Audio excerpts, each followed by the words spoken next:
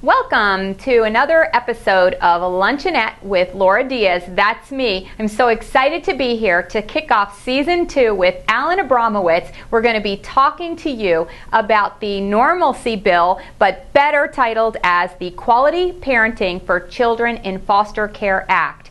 So we're going to be having Alan join us in just a few minutes. And thank you all for coming on board and watching this interview. Okay, just a few announcements and then we're going to get started with the show. First of all, we've recently posted on our website at www.qpiflorida.com a great video on teen adoptions by Lauren Smith. I think this is a fantastic video for both foster and adoptive parents working with teens and actually any age group of kids in your home. So I hope you get a chance to take a look at that. Also, we're going to be posting very, very shortly a webcast that we just did, and that's on tax essentials for foster and adoptive parents. So it's a great one for you, a lot of great information on taxes and the adoption tax credit, so hope you can watch that as well. On April the 11th this year, we're having the Foster Adoption Kinship Day in Tallahassee. Hope you can join the Florida State Foster Adoptive Parent Association for the 411 on foster, adoption, and kinship issues. We're meeting legislators and showing them our passion for all children in Florida and in the system of care. So don't miss out on this great opportunity to have your voice heard. More information on the Florida State Foster Adoptive Parent Association Education Conference coming soon, so stay tuned for more on that. Okay, and one more, foster parents, and this is the one you're waiting for. You can now receive certificates for watching these Luncheonette shows. So we're going to be posting at the end of the link. You're going to see a PDF that you're going to be able to type some information in, and after you watch the video, you're going to be able to print it, and it's going to have the certificate that shows that you participated in the Luncheonette show. So another way for you to get quality training for your relicensing credits.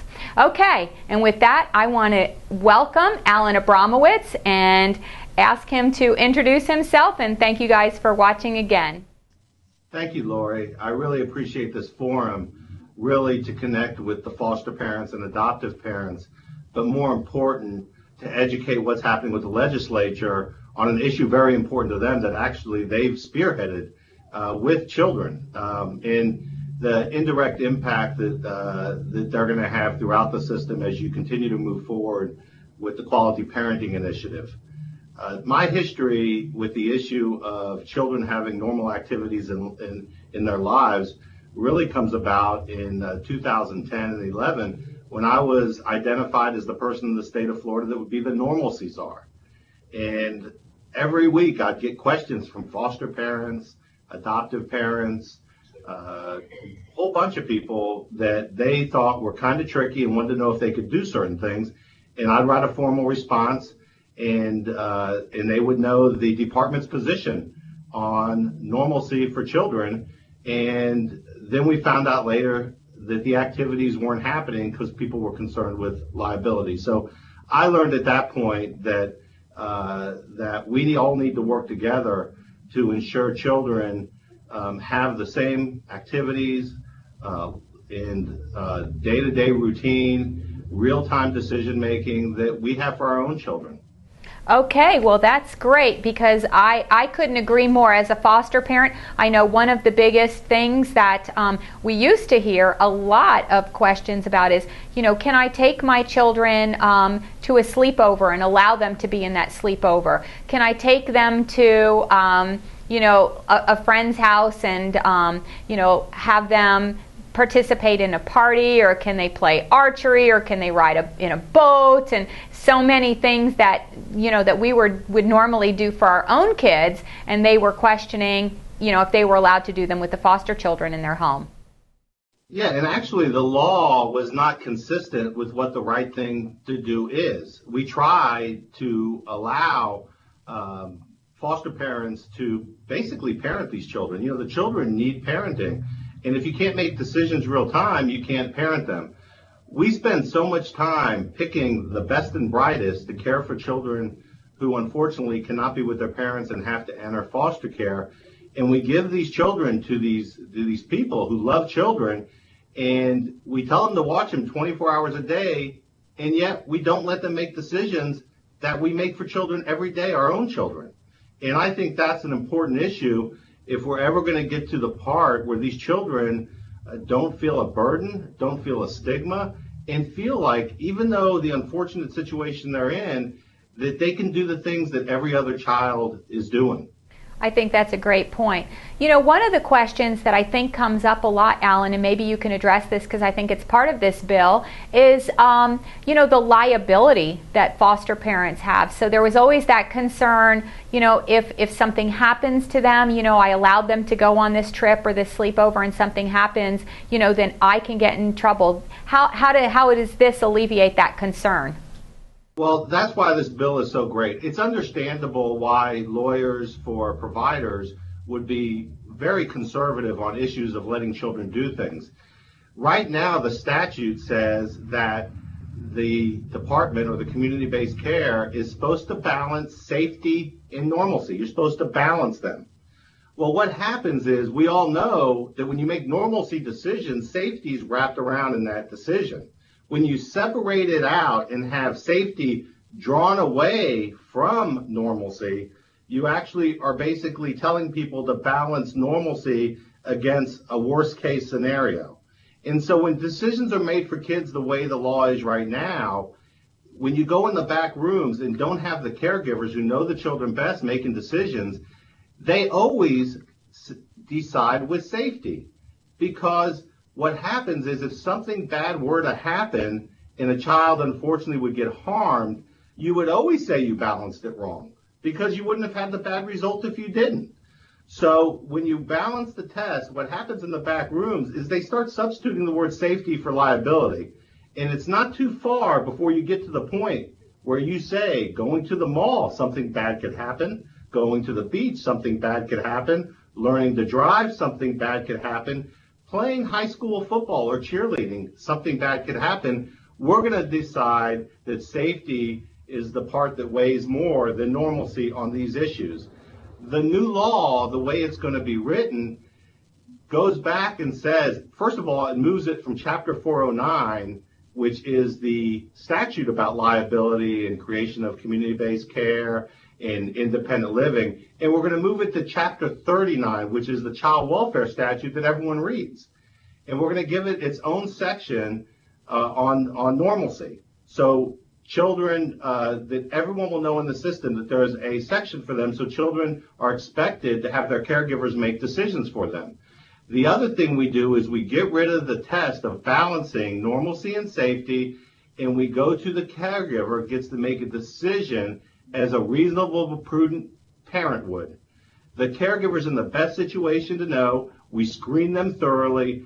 The foster parents watching this, they know the other foster parents. We have a great cadre of people that love and care about children. We want them to make the decisions at the time the decision needs to get made. Now, later in the bill, foster parents, of course, have protections because in the statute, they're considered agents of the state, so there is protections.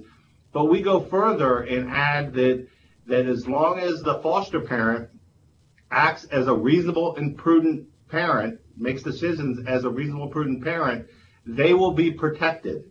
And to ensure they were not losing anything by this statute, we go on to add that nothing in this statute takes away any existing liability protections they already have.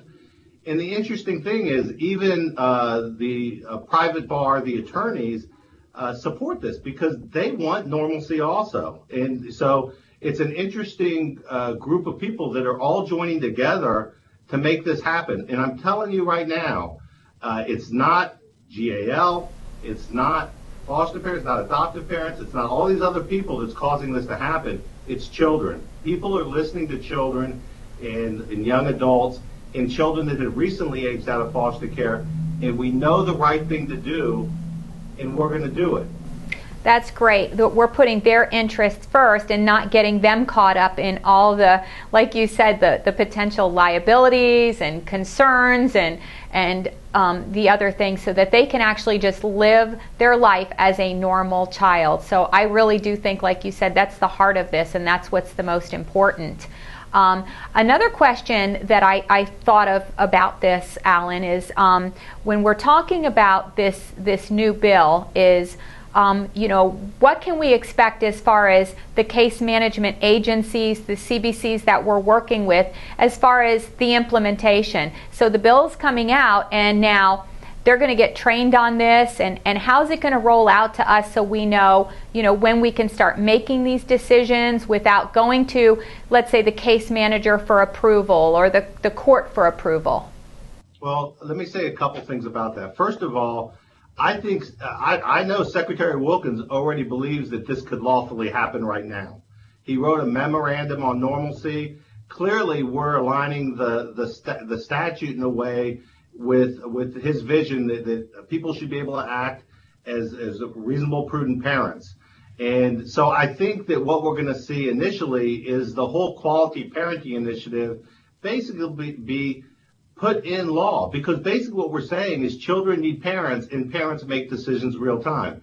The interesting thing about this law, which really got the push over to really make it a priority, at least for a broad number of groups, was when the Fostering Florida Futures work group met, and Secretary Wilkins set it up with his wife, a great child advocate for foster parents and adoptive parents, chaired that committee about how could we retain and recruit foster parents. And during that process, a small group got spun off, a subgroup that I chaired on legislation. And what the foster parents were saying is, we have this responsibility. We need to be able to make decisions in these children's lives. They believed to the T that it will impact attrition, that foster parents will stay if we give them the respect that they deserve and have earned to be able to make these decisions. They do this because they love kids. They do this because they care about kids. To be the one that says, well, your coach wants to bring you home from the tennis match, well, we haven't background screened him, so they're not going to be able to do that, creates a real problem in their role to be able to try to let this child become independent and do normal things and not be embarrassed by having to be in foster care.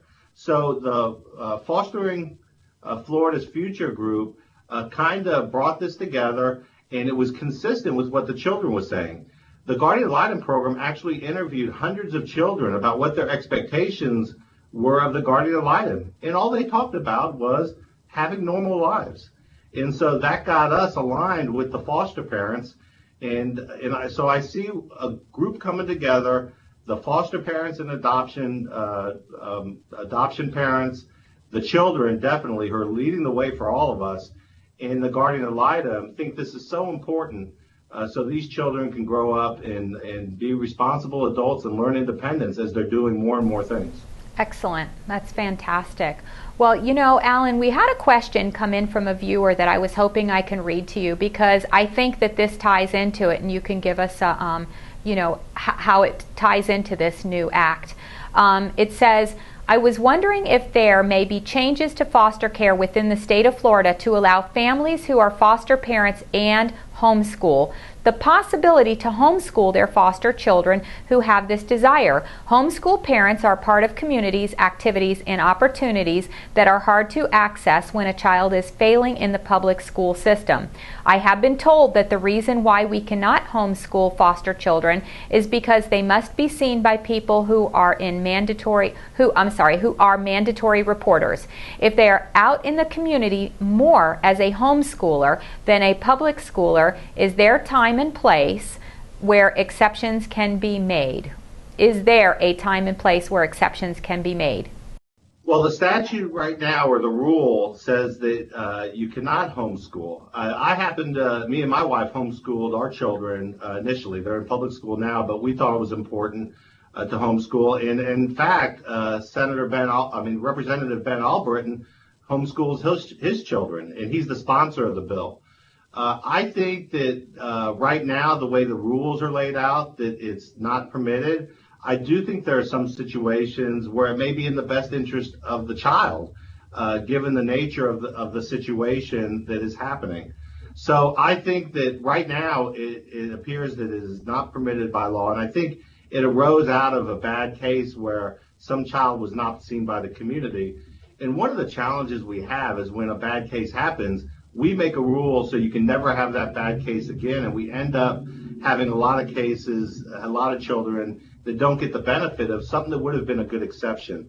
So I think I think it's a great question, and I think it's something that could be part of the dialogue in the future about what we're doing with our children.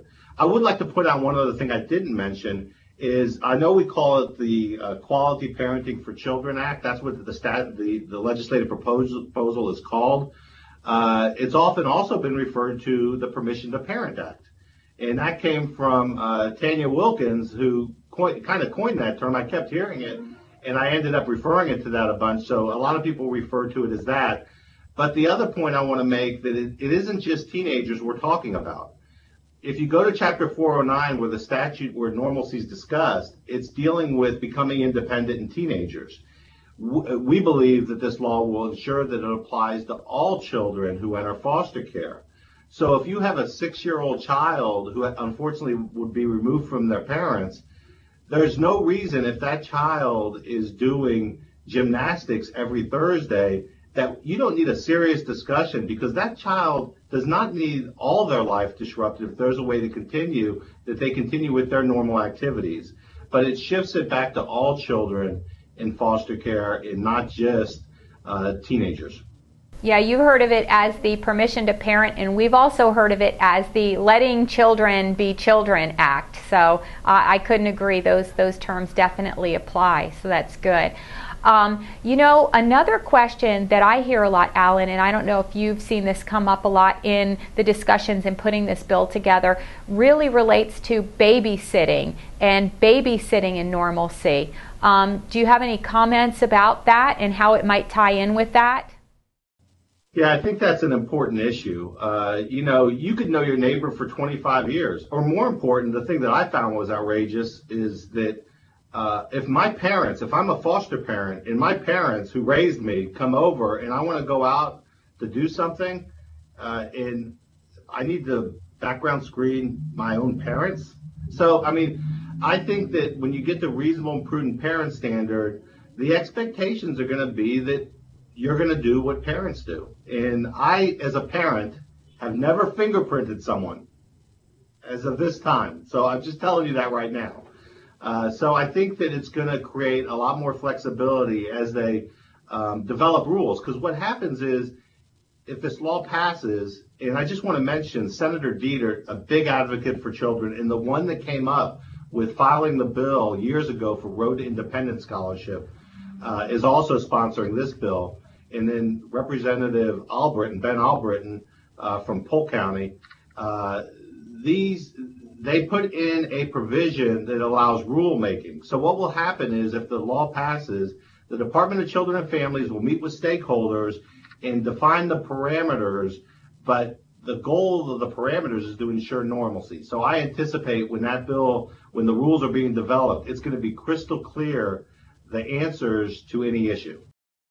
Okay, and that would include like some of the babysitting questions. For instance, if a foster child can babysit for another foster child, or can we have teenagers, like right now in the CBC I'm licensed through, a babysitter has to be 18 years old, although, in other areas they can be as young as 16 years old. You think it's going to change some of those particular components?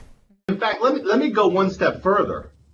If you take someone like Glenn Castle, who's the CBC executive director, who has really believes and thrown himself into Quality Parenting Initiative, you will see things that you're talking about in this fantasy of normalcy happening in his area, because he understands, I think, this liability issue. It's great to say you may have liability, but if we don't let kids have normal lives, the liability shifts to the child. they're the ones liable for not having a normal life in the effects of that.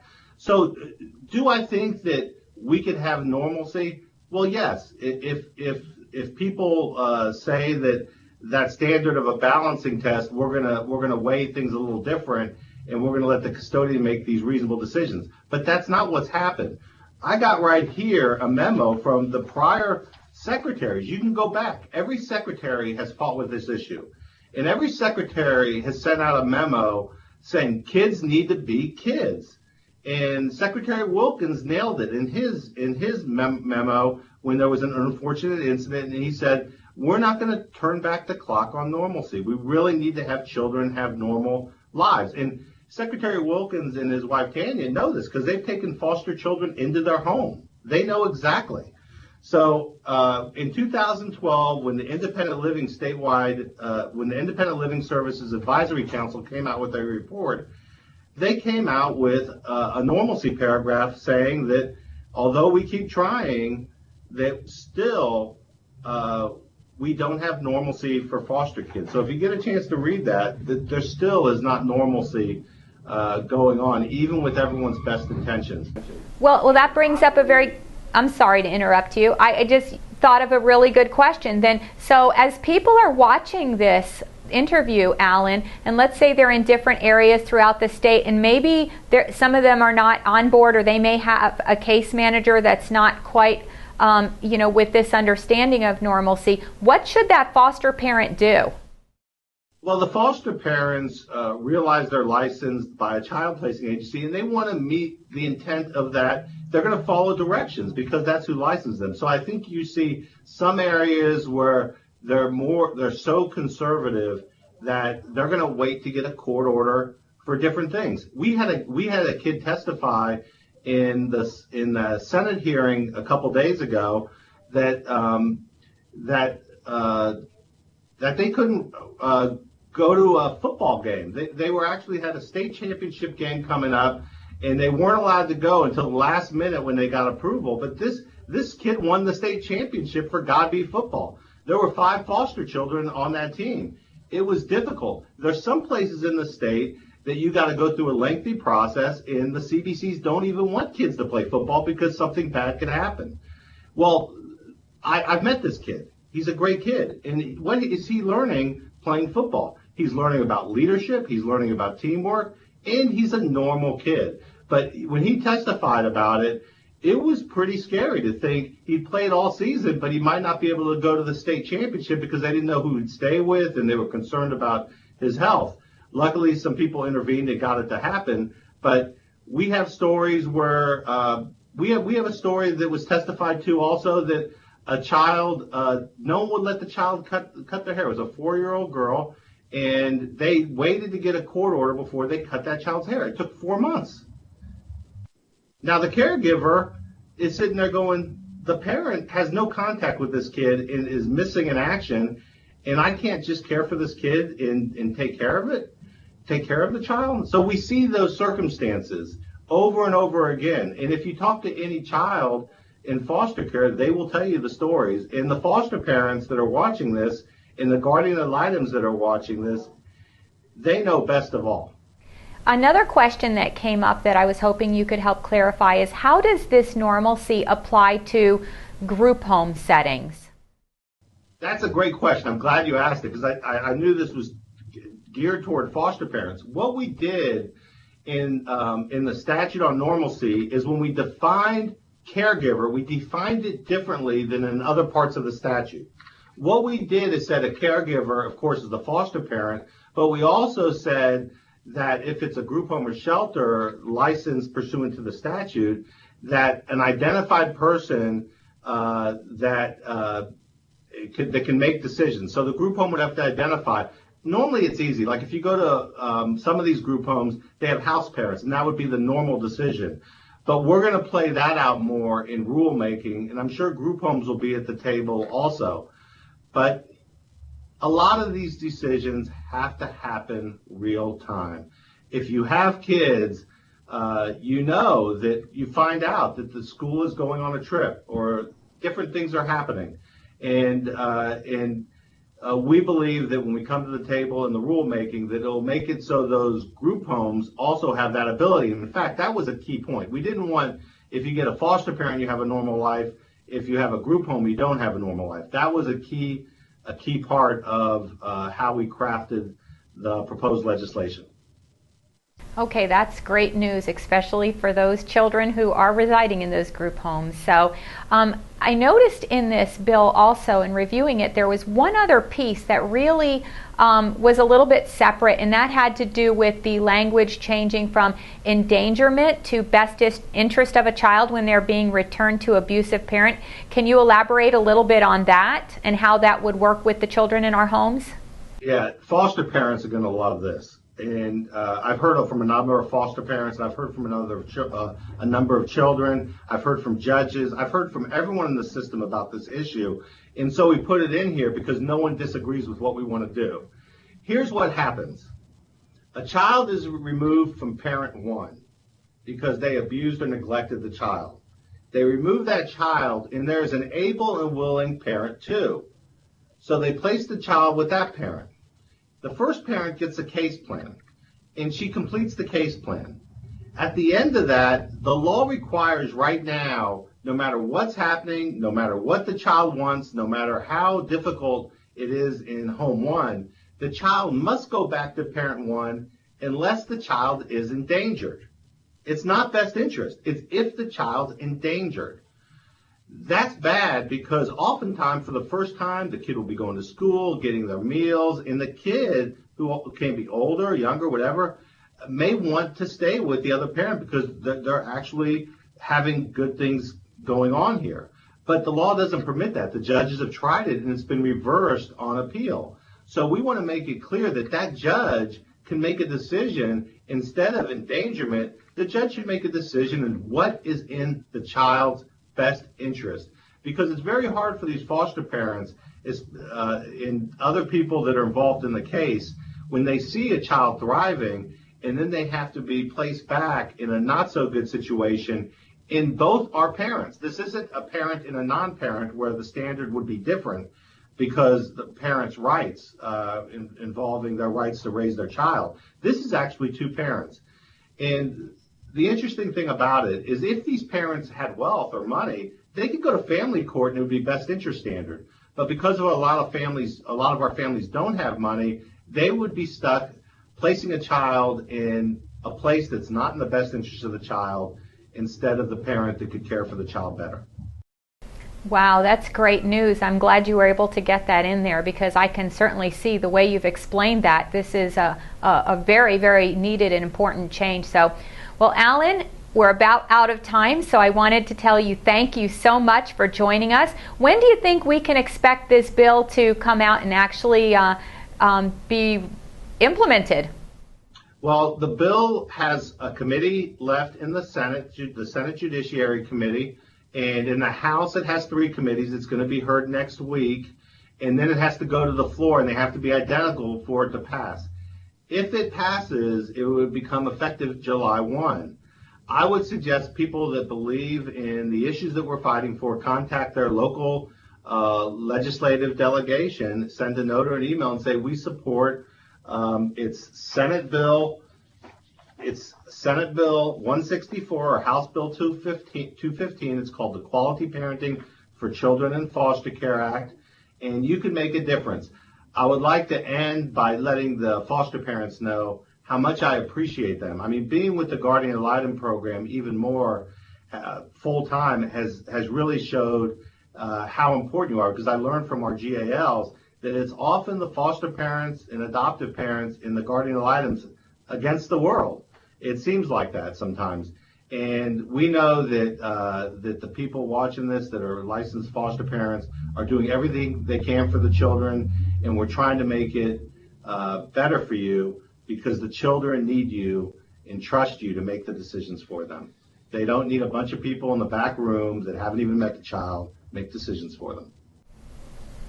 Wow, that's great. I couldn't agree more, Alan, and thank you so much. This has been so informative. And guys, like he said, contact your legislators, let them know you support this bill. This is something that we've been working on for a long time here at QPI. I've been a part of the committee for the normalcy changes, so I hope that you can take a stance and stand behind it and let your voices be heard, because that's how we make changes in the system. So thank you, Alan. And just a couple of other things as we wrap up. If you guys have any thoughts or comments or suggestions, some topics that you're dying for me to talk about, could you please email them to us at QPIFlorida, Florida spelled out, at usf.edu.